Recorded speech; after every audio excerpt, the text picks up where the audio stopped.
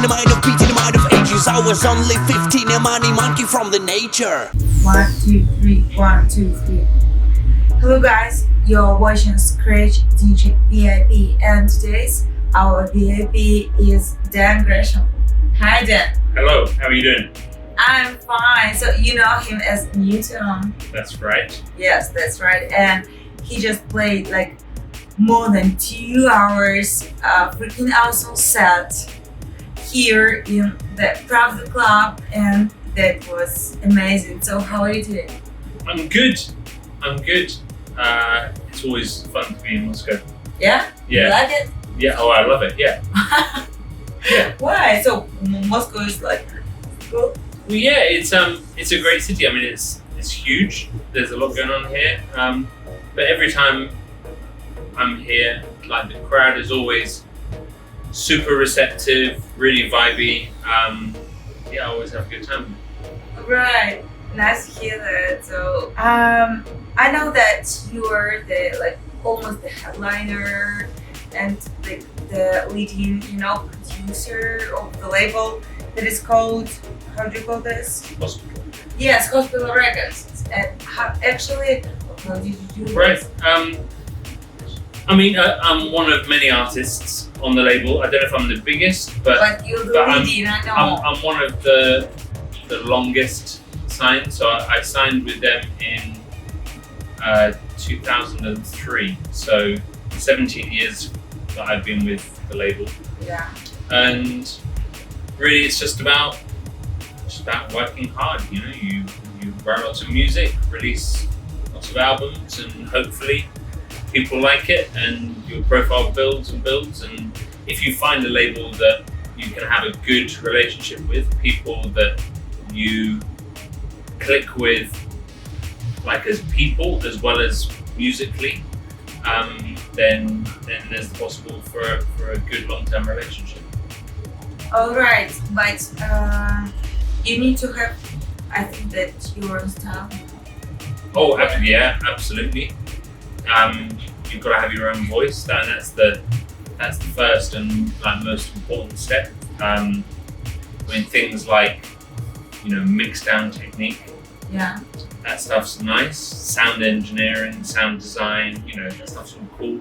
But if you're not doing something different from everybody else, Yeah. it doesn't really matter. Like you can always take an interesting piece of music and mix it down better, or add some more interesting sounds.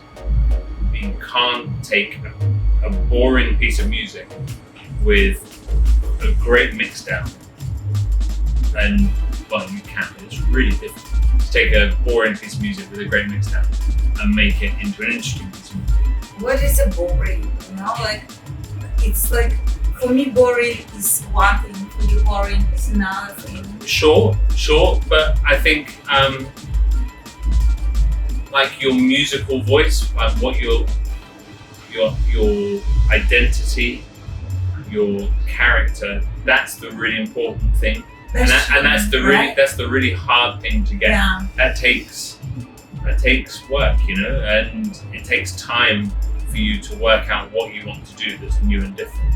I think lots of producers when they start, or DJs when they start, they copy other people. Yes. And that's a normal thing to do, and it can be really useful, but that's only going to get you so far.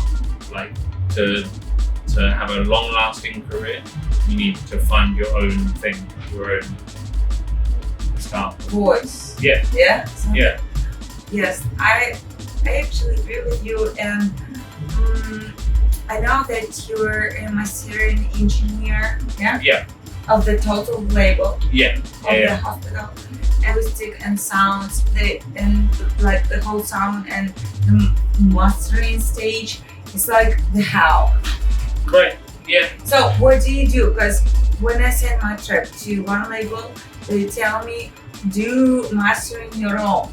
To master all the tracks your own. So what will you say? Because I know that you master all the tracks that you have in the hospital. Yeah. I mean, there are a few artists that like to master their own music and they do a great job. But you agree with this? Yeah, and that's fine, and that's part of their sound, and so it's good for them to handle it.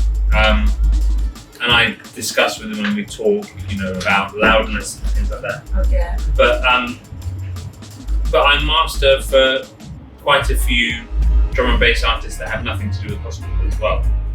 And drum and bass labels, they come to me to get me to master stuff.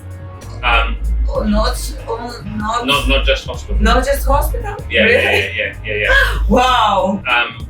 This is like a news movie.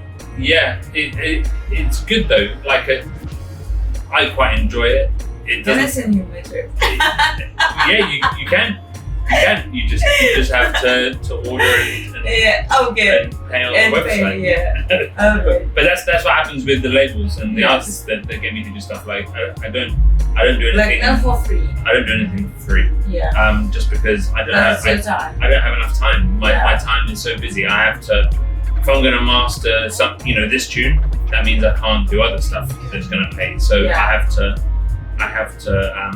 Unfortunately, have to charge for everything. But I think if you can master stuff yourself, great. It's every once in a while, it's always good to send something to a mastering engineer, and it doesn't have to be expensive. There are mastering engineers out there, good mastering engineers, that charge like 30 or 40 euros for one track. Okay. What about mixing and mastering? It's like what? So yeah, that's more expensive. Yeah. But 100. It depends. Depends how long. Like if the tune, like for me mixing, I charge by the hour. All right. So it depends how long it takes me, and normally a mix will take between 1 and 3 hours, and that's about 100 to 300 euros. Yeah, okay. And then the master, which is like 40 euros as well. So it's more expensive doing that. But a good mastering engineer, you can send them your tune, they'll have a listen to it, they'll tell you if they think there's anything that's a big problem in the tune that you should fix before they master it. So, like, as well as getting a master back, you can compare with your master, see how different it is to what you would do, and also you get some advice from them about how you can improve your mix sounds. So every once in a while, if you master your own stuff, it's good to just send it off to a mastering engineer. I still do it every now and then. Like I'll send one of my tunes off to get mastered. That I'm probably going to release my master anyway, but I just want to see what they do and compare and see if they hear anything different to me, because it's hard with your own music. They can feel maybe something like deeper or something like they can find something more interesting for you. Well, yeah, it's difficult with your own music because you know it so well. And it's like you listen to it all the time. Yeah, well, you hear it in a different way from someone else. I know that a lot of labels, now that people aren't releasing much vinyl, most releases are digital these days, obviously. And so labels think, well, we don't need a mastering engineer, that's just money that is wasted. We needed a mastering engineer when we released vinyl, because obviously things have to get mastered for vinyl release onto a lacquer. But these days, for a digital release, it could just come straight out of the producer's computer. But I think getting a mastering engineer is always a good idea, even if they go, I don't need to do anything, it sounds great, it's perfect. Because then you've got just that little bit of quality control that a mastering engineer brings. Right? And it's getting back, I guess. Hospital still releases almost everything on vinyl anyway. On but if you look at, I don't know, let's say there were 10,000 tunes released last month. think probably like, 10,000. well, I don't know. Last I'm just saying, like, Okay. let's say there were 10,000 tunes, Alright. electronic dance music tunes released Okay. last month. Yeah. I would guess maybe 200 of them were released online. Online. Like, it's not much compared to the number of digital Yeah. releases. Yeah. It's a very small amount. Yeah. But yeah, definitely it's still around. It's still important. So actually, I wanted to ask you more about your production because I saw there in your interview for Music Radar. Right? Yeah, like in the YouTube channel. Yep. You said that the most common mistake of starting producers is that they want to take all the interesting stuff in one track and they put it in there. Right? Yeah. Okay, yeah. And I am a producer. I always do like this. How can I avoid this? Like, what should I choose? You know, because I like everything and I want to produce cool drum and bass track, but I want all these sounds. So my way of looking at it is make sure that everything is doing a job. Everything is doing something that's What important. should I have on a track? Sorry? What should I have on a track? That's important to say. Drums. Well, sometimes Bass. sometimes not even drums. Sometimes it's just like a bit of percussion and a kick drum. Like it's whatever works for your tune. Really, it's there's no rules. There's an amazing tune by Spy, and he opened the project when he was finishing the album, and he'd lost the sample for the break. So it's just the hi-hat and the percussion and the kick drum and loads of bass and loads of amazing sounds. But there's no like snare, there's no real beat. And he listened to it and he thought that actually sounds really cool. So that's how he left it. So you know, you don't. No rules. There are no, absolutely not, no rules. But I think the thing is to make sure that, let's say you have like one pad that's kind of got loads of top end and a lot of mid range, and then you've got another pad that's got loads of low end and mid, and they kind of happen sort of at the same time, but they're doing a bit different things. Like, why not just one pad? Like, if they're fighting for space, then your tune's going to be muddy, it's going to be a mess. You always fight for space. Yeah, I think it's just about just take out as much as you can until you can't take out any more, and then if you have the right elements, just 6 things can make a brilliant tune, but they have to be great things. So if it doesn't work, then maybe try changing some of the elements. Yeah, because I always try to put like everything like, wow, I found it out, and it's gonna be here, it's gonna be here. Yeah, but the excuse me. Oh, it's late now. It's guys, it's 5:30 in the morning. Yeah, sorry. Yeah. But I think the trouble is that one sound can sound great by itself.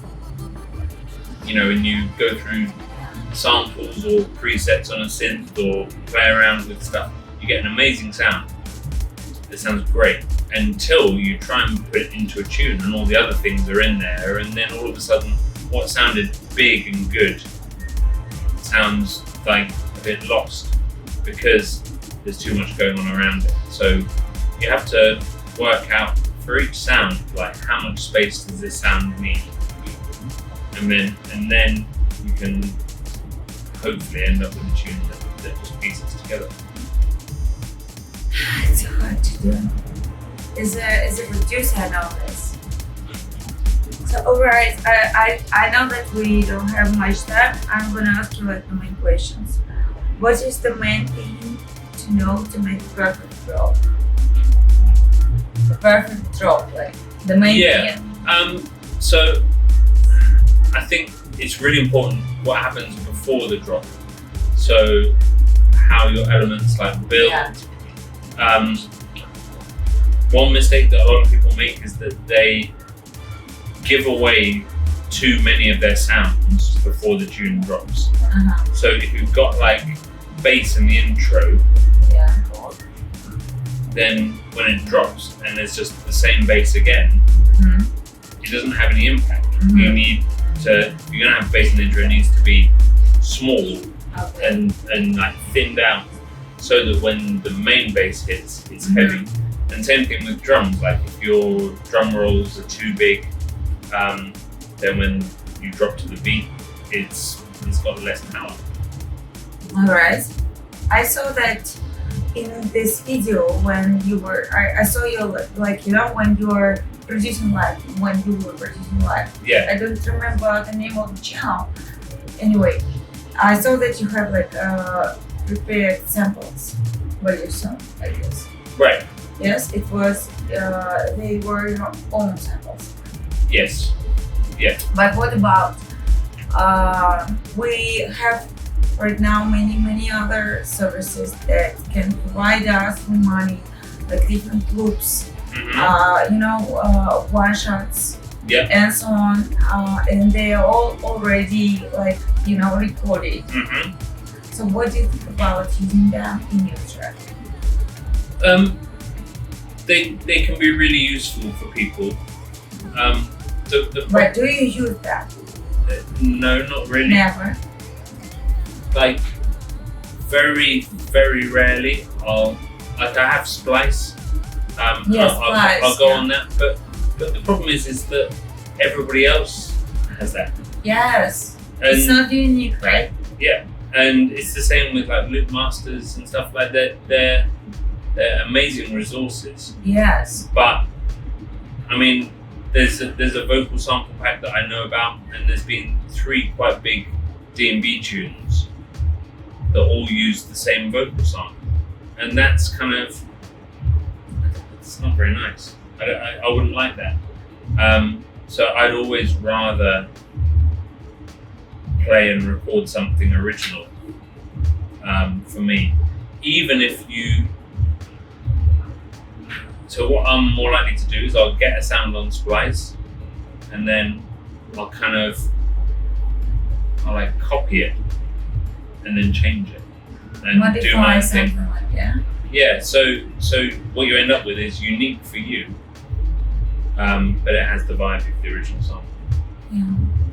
So it doesn't sound anymore like, you know, the original. So it's your own.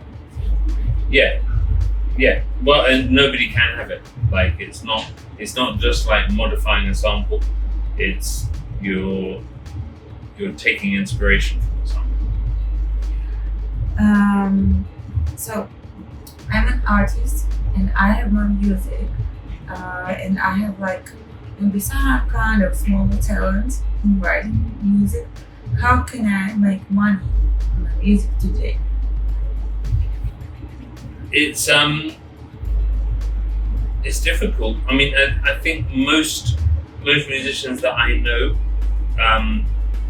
these days are looking at different ways to bring in their money. So whether it's like having your music on Spotify or Beatport, and then obviously looking for gigs, but then finding other ways that you can use your skills to earn some money. Because even, you know, like well-established artists, the amount of money that you make from streaming, even streaming a lot, and selling stuff on Beatport, it's nice, but it's not a big wage. So you have to kind of support it, find other ways to bring the money in, and most importantly is like if you make music that you love because you love it, and it's from your heart, and you have something interesting about you, then it'll make some money, and that will be great. Most professional musicians that I know would do the job even if it made them no money, because it's what they have to do. like, you know, what I've just done tonight, DJing. It's all about musician. But I would pay money to DJ. Thankfully, I have an agent who makes sure that people pay me money. Yes. But if that wasn't true, if that wasn't the case, I would play for free everywhere, you know, because I love it. And it's one of my favorite things to do. And it's the same thing with writing music, you know. If no one paid to listen to my music, I'd still make it because it's what I have to do. Yeah, I got it. Dear Dan, thank you for coming. Could you please say a couple of words regarding Cosmos music activity? Actually, we are having 110th release coming out at the moment. If you feel like saying something about our activity, you are highly welcome. About Cosmos. That's right.